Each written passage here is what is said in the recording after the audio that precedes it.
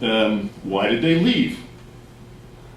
Aside from political problems, and that was a problem for the ruling elite of the Crimean Khanate, but others were leaving simply because many Tatars, those at least that were devout Muslims, couldn't live in a non-Muslim state. This is an uncomfortable situation. And they then sought refuge in the neighboring land of the Caliph, the Ottoman Empire. The Ottoman Empire, however, itself was, in the course of the 19th century, steadily being reduced in size.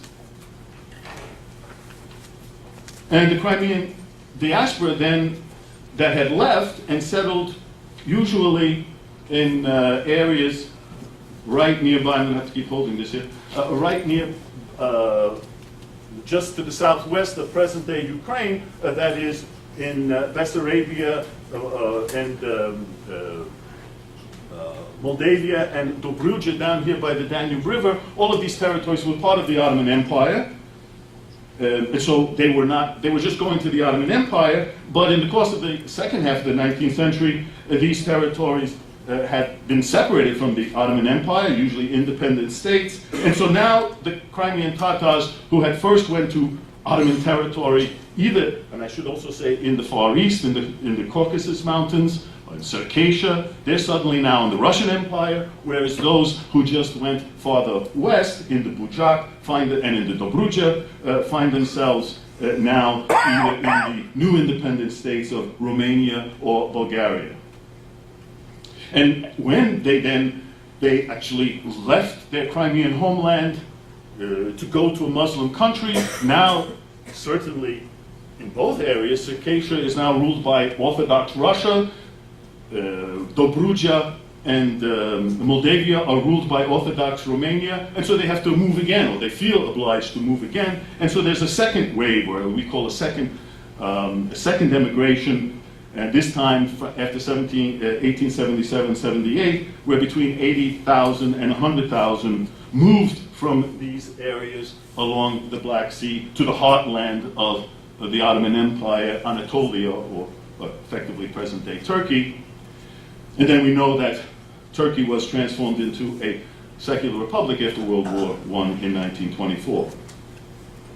Wherever the Tatars went, they maintained distinctions between two subgroups of Tatars. We always think of Tatars in the Crimea as just the Crimean Peninsula. But actually the Crimean Khanate, the Crimean Peninsula geographically was the smallest part of the Crimean Khanate, because the Crimean Khanate actually stretched from the lower Dnieper River all over north of the Sea of Azov and even east of the Sea of Azov into Kuban. And there was a big difference among the Crimean Tatar population as to those who lived in the Crimea, in particular in the southern third of the Crimea, and those who lived in those steppe lands of the northern Crimea Peninsula itself, and certainly those in the hinterland north of the Sea of Azov. There, these were the so-called tribal groups, the Nogai Tatars. These are the same Nogai Tatars who used to raid in the 16th and 17th century and help the careers of young poor Rus, bringing them into slavery to the Ottoman Empire. That's another subject. So we had the Nogai Tatars, and then those who settled in the Crimea, that is, the sedentary population, farmers, urban dwellers, who were known as Tats, actually, T-A-T-S. Both of these groups maintained those distinctions in the diaspora, if you will. Also, and in general, I would say that the Crimean Tatars who settled in Ottoman Anatolia, that is present-day Turkey, tended to assimilate with the surrounding Turkish population. But those who settled and remained in Dobruja, that is along the Danube River, and not all of them went through the second wave of immigration, some of them still stayed there, they've maintained a distinct identity, and in contrast, of course, to the Orthodox Christian inhabitants of Romania and Bulgaria, so that still today there's an official minority in both Romania and Bulgaria known as Tatars, and most of those are the Nogais, actually. Now, despite strong assimilationist tendencies, at least those that went to the Ottoman heartland, the Crimean diaspora has at certain times generated political and cultural movements directed at the group's former homeland. An early example of this was evident among the very first wave of Crimean immigrants in the 1780s who went east into the Caucasus Mountains, actually in the area of Circassia, which was semi-independent at the time. They were closely related to the Crimean Tatars. And there the ruling dynasty of the Khanate, the Giray dynasty, actually made several attempts to return to their homeland and drive out the Russians. There were actually invasions, so to speak, on the part of the Crimean Tatars of the Russian Empire. These, of course, did not succeed, and Russian rule remained in force in the Crimea. But the princes of the Crimean Khanate, and this large family of Girays, served then in the Ottomans in the Balkan provinces, where there was also a Crimean Tatar population I just mentioned. And there in the Balkan provinces, they even formed military units that fought on behalf, as separate Crimean Tatar units within the Ottoman Turkish armies during their ongoing wars with the Russian Empire, still continuing a bit in the beginning of the 19th century. It's also quite interesting that during the Crimean War, a special Crimean Tatar unit fought on the side of the British and French in the early stages of the Crimean War. So there's this continual interest and concern with the homeland. But even more important, as the diasporan center of the Crimean Tatars, was the Ottoman capital of Istanbul. And there, at the end of the 19th century, under the leadership of two very important Crimean Tatar leaders, Noman Çelebi Cihan and Cefer Seydamat, they created first on the eve of the war a Crimean Students Association, and then the so-called Vatan, V-A-T-A-N, or Fatherland Society. The goals of these organizations in Istanbul were to support the Crimean Tatar national revival in the homeland. You have to remember that when we talk about the 19th century on Ukrainian territory, we all remember, of course, the Ukrainian national awakening.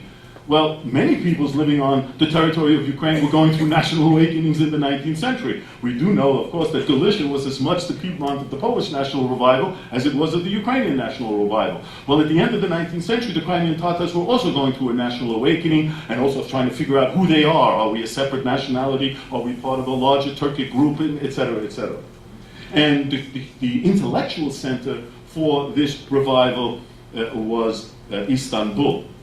And this underground Vatan Society was actually the first to call for Crimean independence.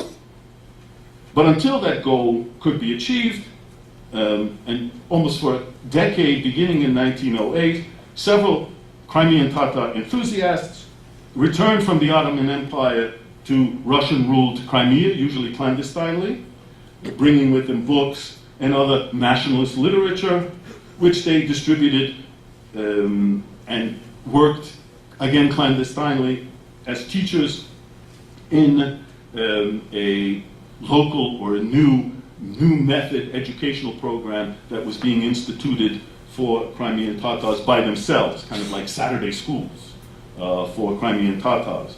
And so a lot of these people who were coming back, these young people from Istanbul, and entering into this new method school system. The most famous of these cultural enlighteners was, in fact, a renowned Crimean Tatar patriotic poet named Shevki Bektere.